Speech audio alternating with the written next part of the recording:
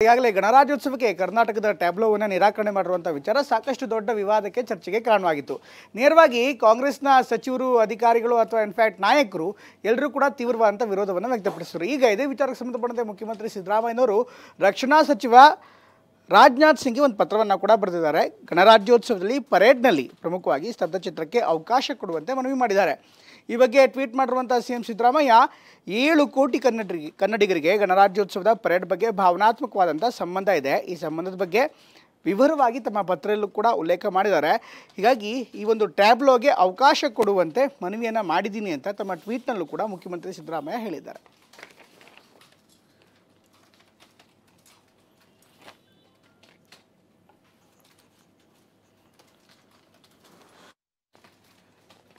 ಇದು ಸಿದ್ದರಾಮಯ್ಯವರು ಬರೆದಿರುವಂಥ ಪತ್ರ. ಈ ಪತ್ರವನ್ನು ಟ್ವೀಟ್ ಮಾಡಿದ್ದಾರೆ. ಟ್ವೀಟ್ ಮಾಡೋ ಮೂಲಕ ಇನ್ಫ್ಯಾಕ್ಟ್ ಕನ್ನಡಿಗರ ಭಾವನೆಯನ್ನು ರಾಜನಾಥ್ ಸಿಂಗ್ ಅವರಿಗೆ ನಾನು ತಿಳಿಸಿದ್ದೀನಿ ಅನ್ನುವಂಥ ಮಾತನ್ನು ಕೂಡ ಇದೇ ವೇಳೆ ಸಿದ್ದರಾಮಯ್ಯವರು ಹೇಳ್ತಿದ್ದಾರೆ.